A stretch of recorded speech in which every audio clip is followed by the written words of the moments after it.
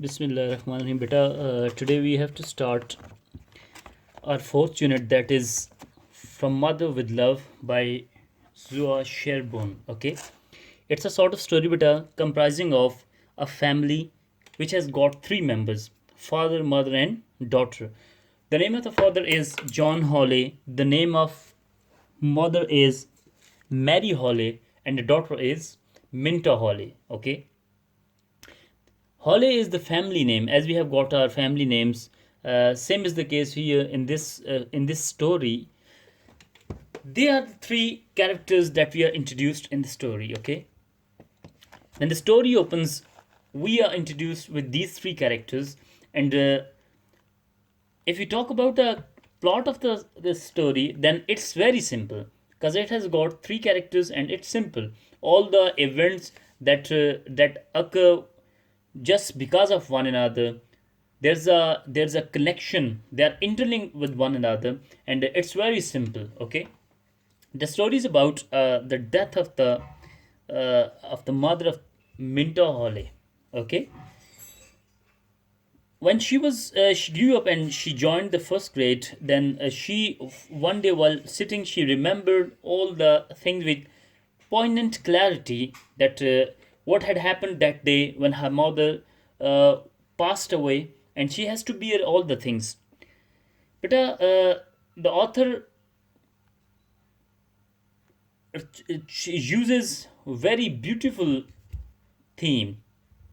By this story, he wants to convey a universal theme that is same across the world, across the cultures, across the nations. Okay, and he wants to convey the simple message that which is the same all the way in all the world. Wherever we go, it will remain the same. Coming down to the story, if I talk about it, it creates first of all a conflict in the minds of the reader. A thing happens which creates which just pinches the mind of the readers, that what will happen next, and it goes on, it moves on and moves on, and then at the end that has been resolved. Okay, बेटा story ये है कि एक लड़की होती है जो अपने फर्स्ट ग्रेड में पहुंचती है, और वहाँ पे उसे अपनी माँ की वो पास्ट मेमोरीज याद आती हैं with the time which she spend with her mother, and that was such a such a memory that was poignant, clear, that was really clear, and which was very sad, which was melancholic, which makes her sad when she remembers that how she used to spend time with her mother, and how they used to exchange the gifts, how they used to tease one another, and each and everything of the life as smooth sailing of the boat. Same like that, their life was going on, and suddenly, abruptly, this thing happened that her mother passed away just due to some disease, some illness, and she knew all that by her father. Her father once told her that her mother has to live just a couple of weeks, and then she has to die. Okay, she had died, and her daughter, whose name is Minta Hawley, she knew all that. Okay, this story is about these things, so that is why the author has chosen very beautiful title, From Mother with Love. It resembles, it represents the all the memories linked with it, from mother with love.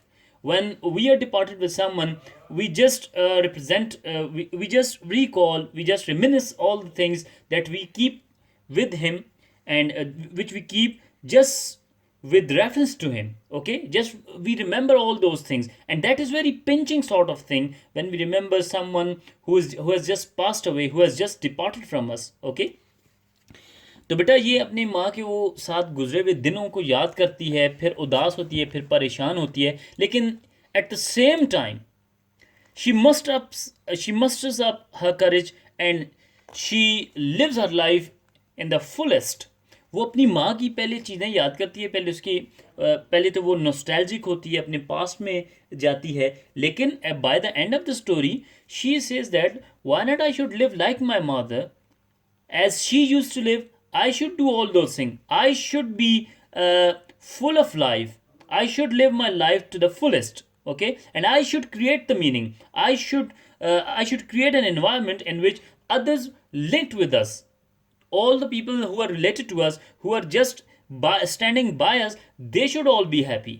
Okay, and she behaves as a mature girl. Okay, she just behaved as a mature girl, and she behaved in a very beautiful way, which gives us the courage that how to lead the life after departing someone. As hazards are the part and partial of the life. Okay, let's come to the story, beta.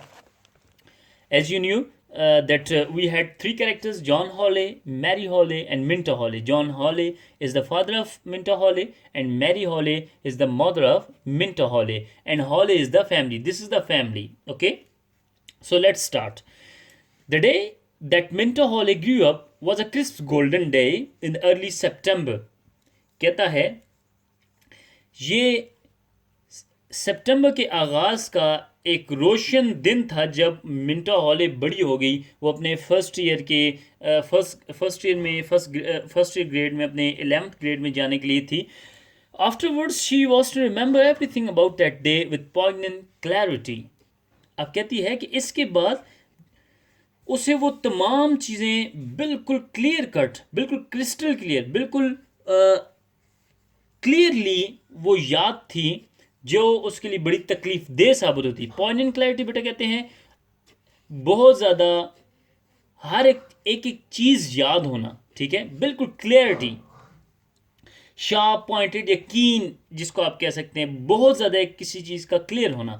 अब कहता है कि अब मिंटा Hawley जब बड़ी होगी तो अब उसको वो तमाम चीज़ें याद थी जो उसको उदास कर देती थी, जो उसको परेशान कर देती थी। ठीक है, she remembered the slapping sound the waves made. उसको वो मौजों की, वेव्स कहते हैं मौजों को, लहरों को, स्लैपिंग साउंड कहते हैं when something hits something hardly. ठीक है, जब किसी चीज़ कोई चीज़ किसी चीज़ से टकराती है, यानी कहने का मकसद ये है कि आज उसे ये जो मौजें थी दरिया की, इनकी भी आवाज़ ऐसे महसूस होती जैसे थप्पड़ मारती हैं ये मौजें। ठीक है, the pungent smell of the logs burning, वो तकलीफ दे।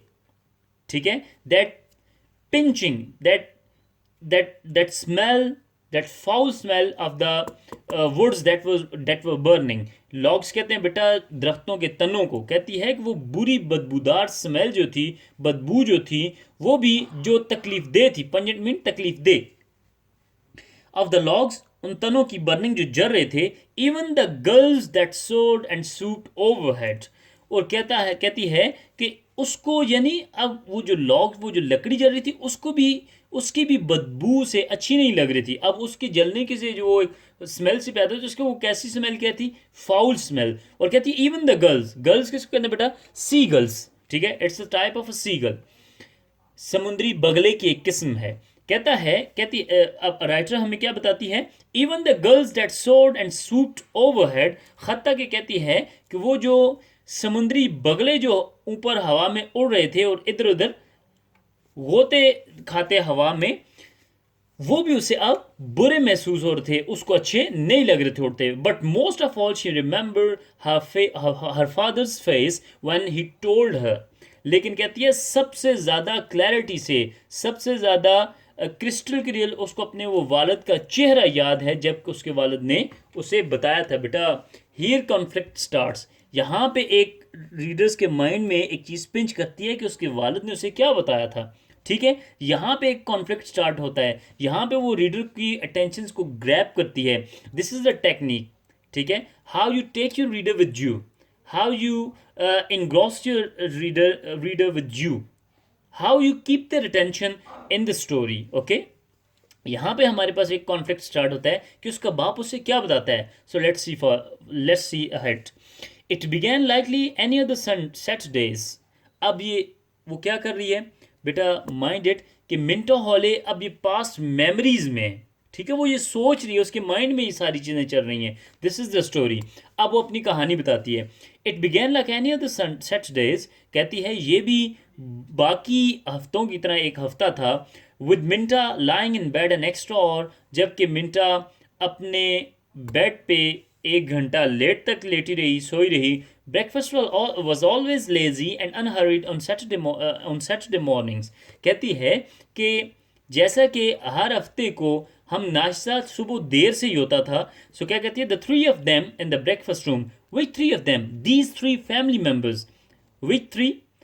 John Hawley, Minta Hawley, and Mary Hawley. John Hawley, the father, Mary Hawley, mother, and Minta Hawley, their daughter. The three of them in the breakfast room. ये तीनों breakfast room में यानी kitchen में बैठे हुए थे. Minta's father engrossed in his paper. Engrossed mean he was busy, engaged.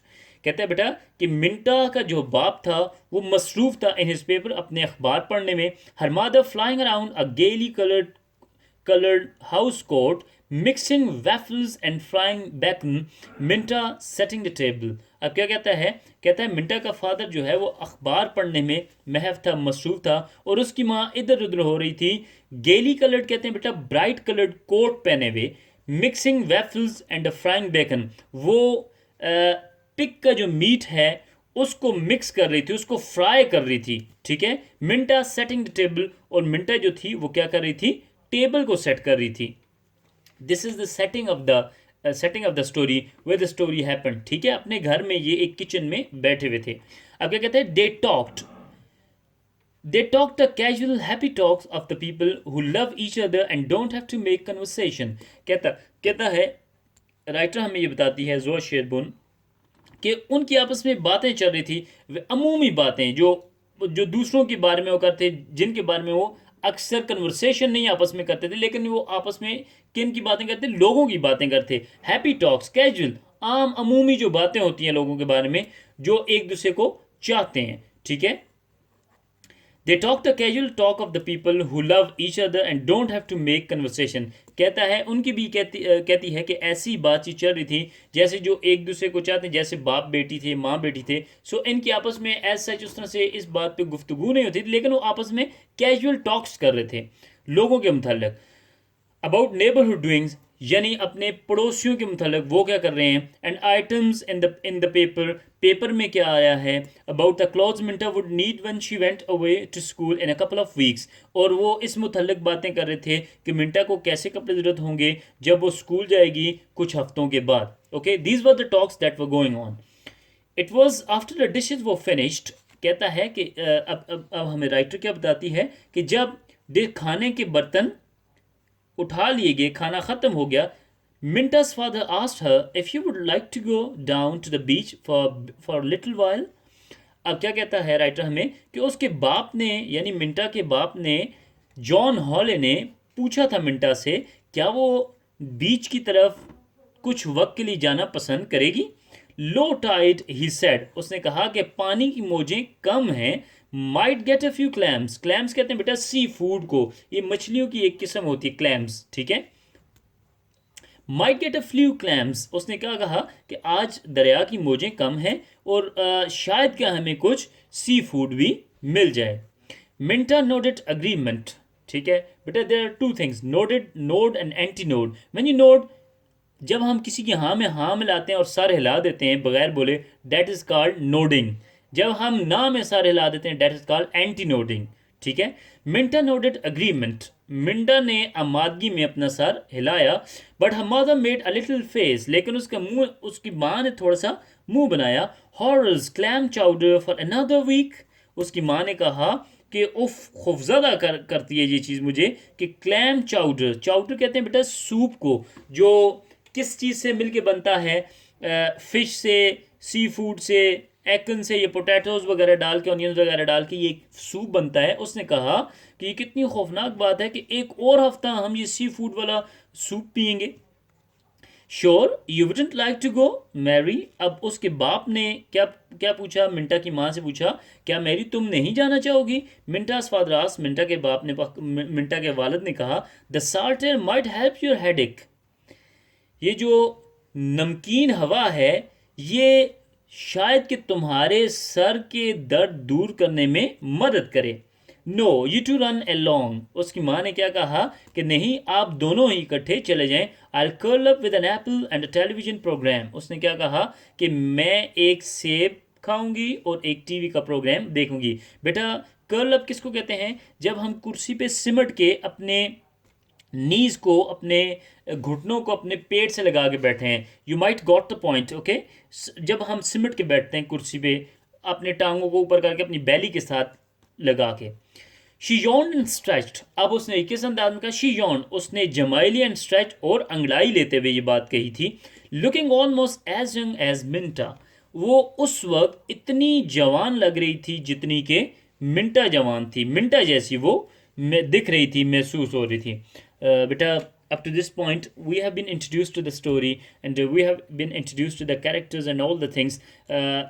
If you have got any problem, you may ask me in the comments. I'll answer your comments, and keep in mind we have to remember all the details, minute details. It's a long story, and we have to at the end we have to infer that universal truth, that universal theme that the writer wants to convey us through this story. Okay, inshallah, see you in the next lecture. Till then, Allah Hafiz, and remember all the things.